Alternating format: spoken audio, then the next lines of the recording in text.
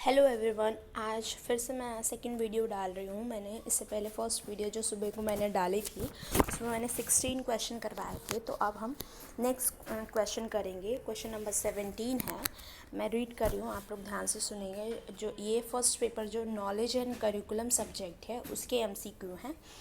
तो 17 number question मैं read कर रही हूँ। आत्मसात्करण का क्या अर्थ है?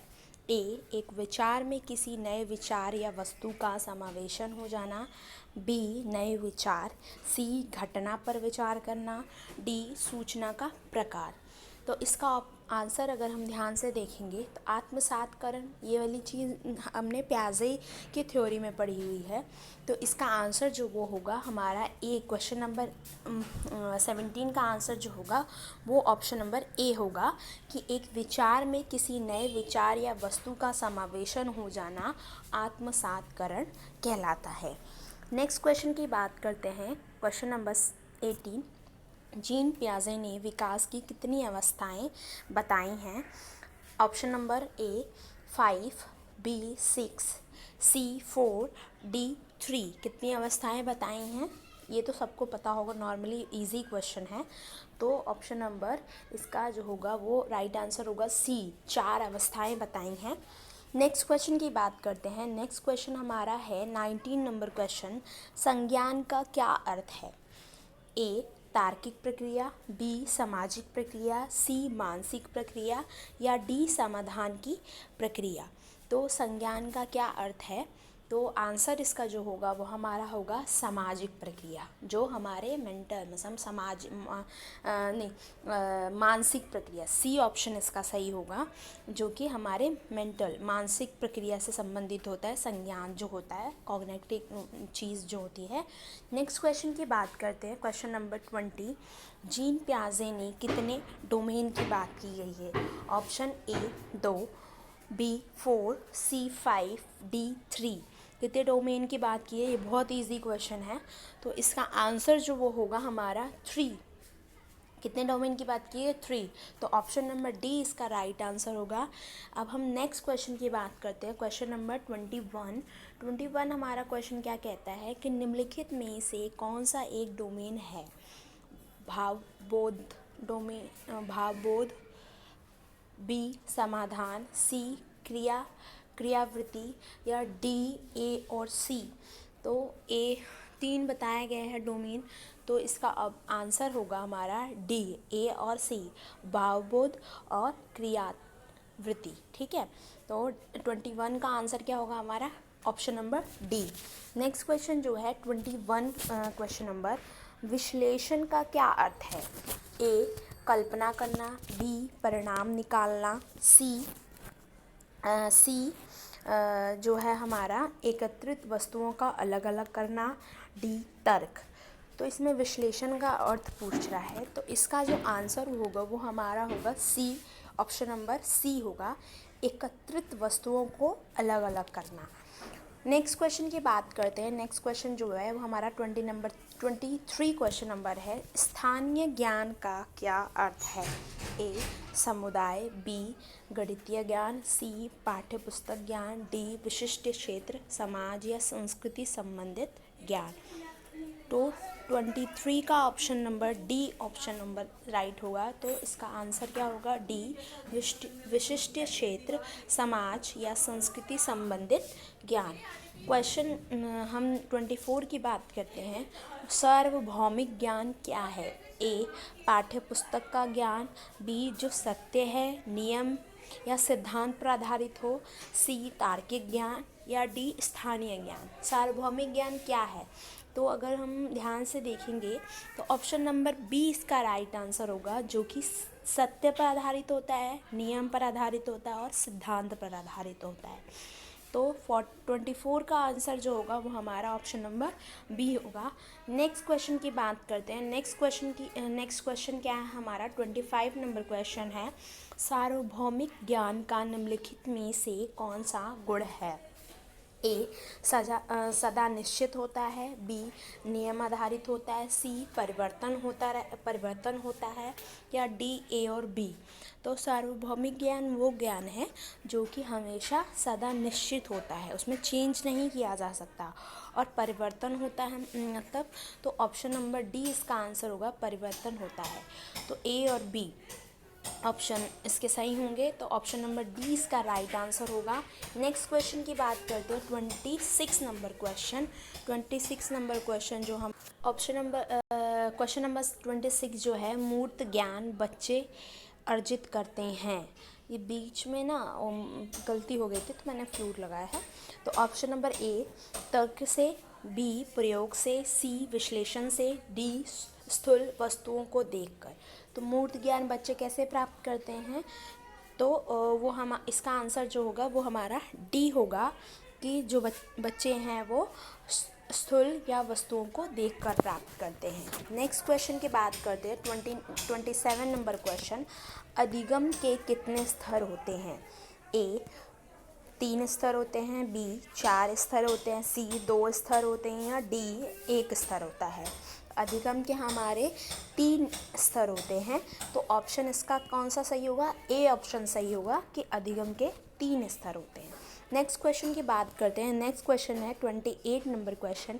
पाठ्य वस्तु संबंधित ज्ञान का अर्थ है। ए पाठ्य वस्तु समझना, बी विश्लेषण करना, संश्लेषण करना, सी अवलोकन और अवलोचनात्मक करना, या डी ये सभी। तो इसका आंसर जो होगा वह option number D right answer होगा, कि पाठ्य वस्तु संबंधित ज्ञान का अर्थ ये सारे ही होंगे। पाठ्य वस्तु को समझना, विश्लेषण करना, संश्लेषण करना, अवलोकन करना और आलोचना करना, तो ये सारे ही ऑप्शन राइट होंगे। नेक्स्ट क्वेश्चन की बात करते हैं, क्वेश्चन नंबर 29 की, जिसमें पूछ रहा है कि पाठ्य वस्तु पर दोबारा जानने का क्या अर्थ है। ए पाठ्य वस्तु को जानना, बी पाठ्य वस्तु को छोड़ना, सी पाठ्य वस्तु को समझना, या डी पाठ्य वस्तु को दोबारा पढ़ना।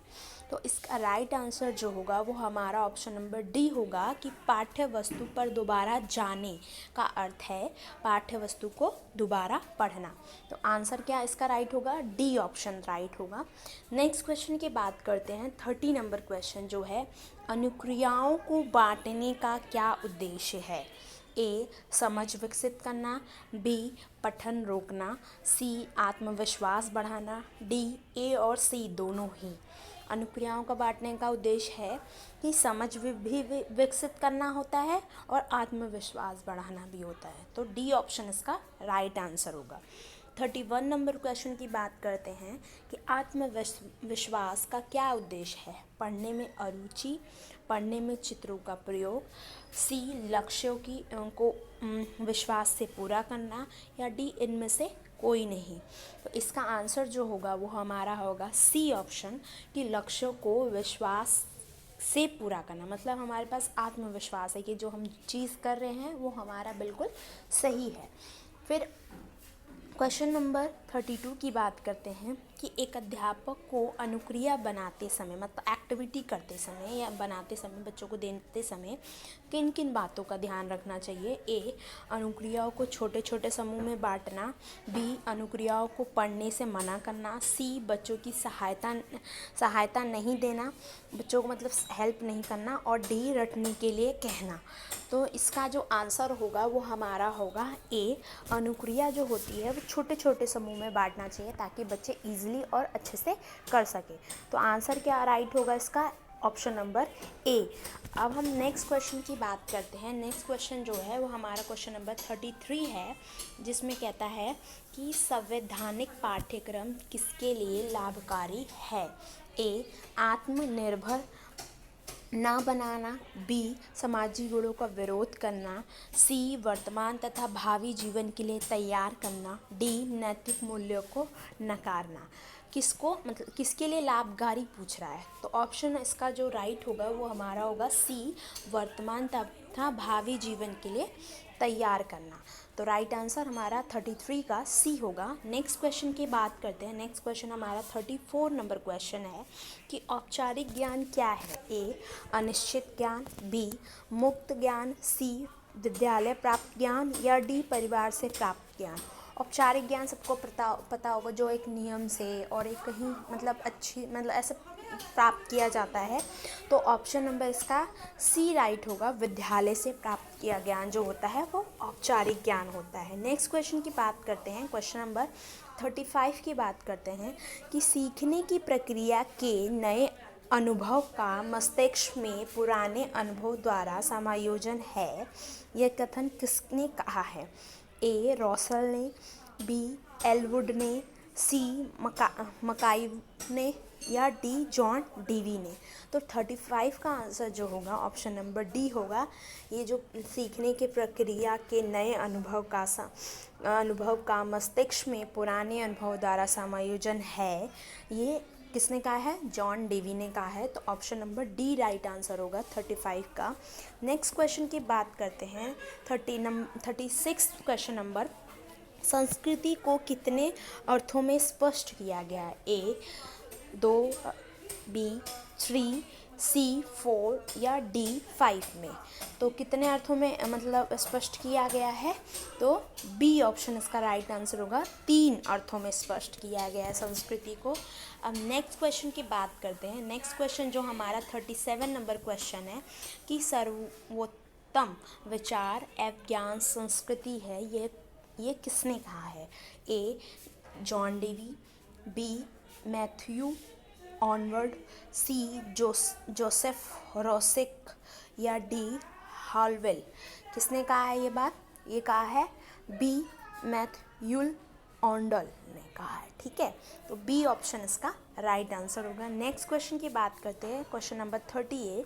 संस्कृति किस किस पर है, यहाँ पे मैं मिस्टेक भूल गई, पर किस किस को प्रभावित करती है? ठीक है, संस्कृति किस किस को प्रभावित करती है? पाठ्यक्रम को, बी अनुशासन को, सी शिक्षण विधि को, या डी ये सभी।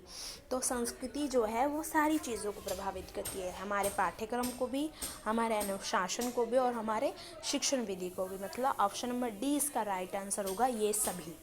नेक्स्ट क्वेश्चन की बात करते हैं, क्वेश्चन नंबर हमारा 39 है। समाजीकरण क्या है? नियमों को ना मानना, बी अध्ययन करना, सी समाज के मूल्यों में समायोजन, या डी इनमें से कोई नहीं। तो राइट आंसर इसका होगा सी समाज के मूल्यों में समायोजन ही समाजीकरण है। ठीक है, उनकी तरह से। नेक्स्ट क्वेश्चन है 40 नंबर क्वेश्चन। इंद्रिय जनित, जिसे हम सेंसरी मोटर बोलते हैं, सेंसरी अवस्था जो होती है, इंद्रिय जनित अवस्था किस वर्ष तक होती है? ए 0 से 2 वर्ष, बी 2 से 4 वर्ष, सी 7 से 11 वर्ष, या डी 11 से आगे।